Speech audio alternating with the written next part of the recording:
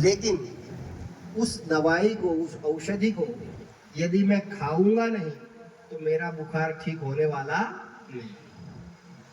तो ऐसे ही शास्त्रों में ये कहा है कि कर्म तो करना है, लेकिन कैसे करना है? ज्ञान पूर्वक कर्म करना है। मुझे पता हो गया ये दवाई से ये बुखार ठीक होता है, ज्ञान हो गया, लेकिन कर्म नहीं करूंगा तो ठीक नहीं हो। ऐसे ही हमने 14 समय में बहुत अच्छे अच्छे उपदेश सुने, उतना सारा अपन ग्रहण नहीं कर पाए, आचरण नहीं कर पाए, कोई बात नहीं। एक बात भी उसमें से यदि हमने अपने जीवन में, अपनी दिनचर्या में, अपनी आदतों में जोड़ दी और एकाध जो हमारी कमी है, त्रुटि है, उसको हमने दूर कर दिया, तो निश्चित रूप से हमारा यहाँ आना, विद्वानों का बोलना और स्मृति भवन न्यास के द्वारा आयोजित इस कार्यक्रम के जो ट्रस्टी मंडल का पुरुषार्थ है वो सफल होगा। तो कहने का भाव ये है कि परमात्मा फल जो है वो ज्ञान का नहीं देता है, किसका देता है? कर्म का। इसलिए अपने को कर्म करना है, अच्छे कर्म करने हैं। आचार्य जी ने बहुत अभी सुंदर विवेचना की, ज्ञान कर्म उपासना की और स्तुति प्रार्थना और उपासना की भी। स्तुति प्रार्थना और उपासना चेतन की जाती है। तो हमें संकल्प करना है अपनी आत्मा के कल्याण के लिए और उस परमात्मा को धन्यवाद देने के लिए ईश्वर की भक्ति करनी है, संध्या करनी है।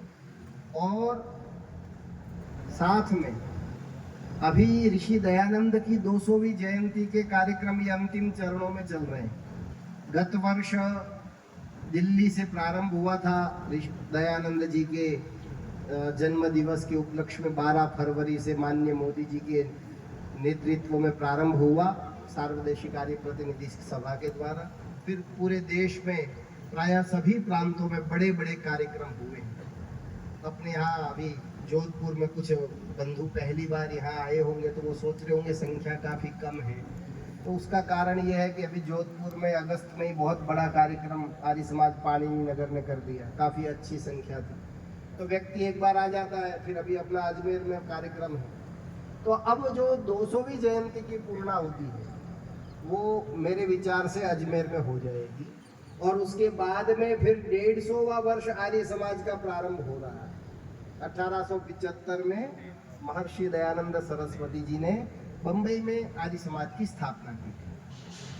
तो हम सबको मिलकर के ऋषि दयानंद के इस स्थल पर जब हम आते हैं तो ये संकल्प करना होता है कि यहाँ पर ही एक योजना बनी, योजना भले लंबी चौड़ी पीछे से रही होगी कि ऋषि दयानंद को समाप्त किया जाए, इनके शरीर को समाप्त किया जाए। तो अब हम दयानंद के, क्योंकि ऋषि दयानंद ने किसी एक व्यक्ति विशेष को अपना उत्तराधिकारी नहीं बनाया था, सभी आर्यों को ही बनाया था।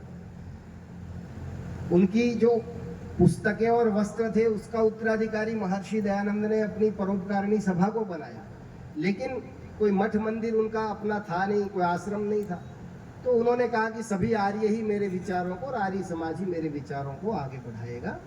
तो जब हम यहाँ आते हैं उस कक्ष में, स्मृति कक्ष में जब जाते हैं तो वहाँ बैठ के हमें चिंतन करना चाहिए। और ये ऐतिहासिक धरोहर है कि जिस भवन में, ये तो जोधपुर के मजबूत पत्थरों से बनी है, तो 150-200 वर्ष हो गए, तो अभी तक वो इमारत ऐसी की ऐसी, और ट्रस्ट मंडल उसको समय समय पर उसको रिनोवेशन, रिपेयरिंग करता है।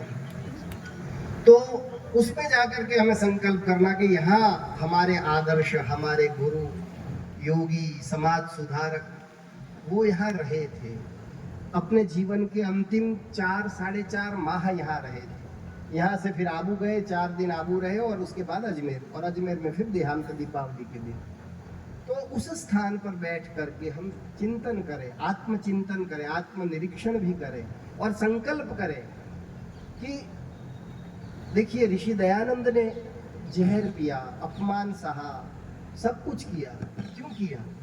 सत्य के प्रचार के। लोग सत्य को जानना नहीं चाहते, या धर्म गुरुओं ने उस समय के जो थे और आज भी उन धर्म गुरुओं ने ऐसा आडंबर, अपने सनातन धर्म को मानने वाले जो हिंदू लोग हैं, जिन्होंने पुराणों के आधार पर अपनी जो आजीविका चला दी मूर्ति पूजा के द्वारा, तो वो ये सत्य को जानते हुए भी वो स्वीकार नहीं करना चाहते।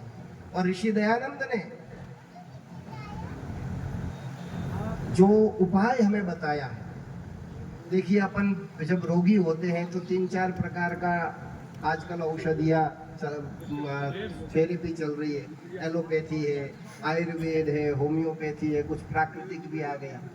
तो तुरंत जिसको तात्कालिक फायदा चाहिए तो अपने एलोपैथी की गोली ले लेते हैं, इंजेक्शन लगाते हैं, तुरंत राहत मिल जाती है। लेकिन उससे बीमारी का पूर्णतया नाश नहीं होता। जड़ मूल से उसका रोग का उत्पाटन करना है तो आयुर्वेद और प्राकृतिक की ओर जाना पड़ता है। ऐसे ही इस समाज में समय समय पर बहुत सारे सुधारक आए। उन सुधारकों ने जिसको जो अच्छा लगा थोड़ा सा बता दिया, इससे शायद भला हो जाए।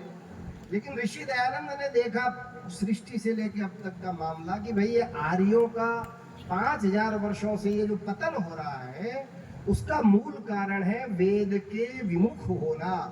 वेद आधारित अध्यात्म, धर्म, शिक्षा, चिकित्सा, न्याय जब तक नहीं होगा तब तक आर्य जाति और मानव मात्र का कल्याण नहीं हो सकता। इसलिए स्थायी समाधान, भले वो दीर्घकालिक है, इस समाज का बिगाड़ 5000 वर्षों में हुआ तो सुधारने में भी हमको 5000 वर्ष तो लगेंगे। लेकिन उपाय एकमात्र यदि कोई वास्तविक पथ है तो वो वेद पथ है।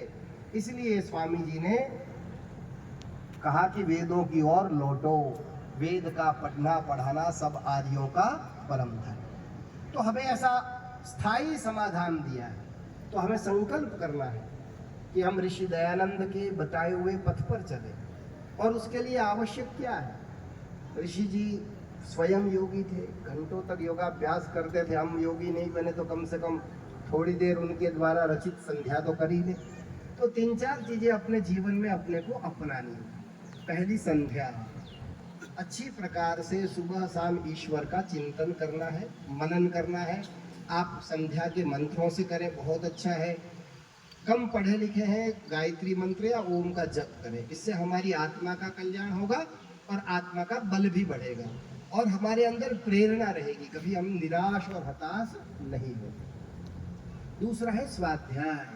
अपने ऋषियों ने कहा है स्वाध्यायान मा प्रमदः, और योग दर्शन में सूत्र है स्वाध्यायाद इष्ट देवता संप्रयोग। स्वाध्याय में कभी प्रमाद नहीं करना। आवश्यक नहीं कि आप पूरे वेद पढ़ लो, पढ़ना चाहिए धीरे धीरे, लेकिन एक दिन में तो पढ़ नहीं पाएंगे। संकल्प करना है। ऐसे स्थानों में पौराणिक बंधु गंगा में जाते हैं, हरिद्वार आदि में नहाते हैं, सोचते हैं अपने, तो अपने लिए जो ऋषि से जुड़े हुए जो स्थल है वो हमारे लिए प्रेरणा के स्रोत। तो वहाँ जाके हम ये तो मानते नहीं है कि यहाँ आएंगे तो हमारे पाप मुक्त हो जाएंगे या इस धरती को सिर मारा और अपना कल्याण हो गया। ये तो अपनी सिद्धांत में ही नहीं है।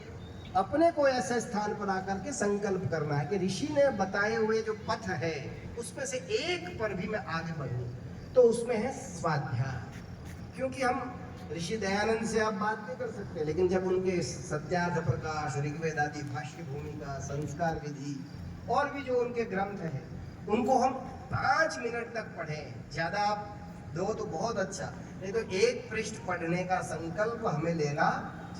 यदि हम स्वाध्याय करेंगे तो निश्चित रूप से हमें भ्रम नहीं होगा, हम दिग्भ्रमित नहीं होंगे, हमें कोई विचलित नहीं कर सकेगा, हमें कोई अन्य मतांतर वाला या पाखंडी अंधविश्वासी आज जो बहुत चल रही है टीवी के माध्यम से बाबाओं की, उसमें हम फंसे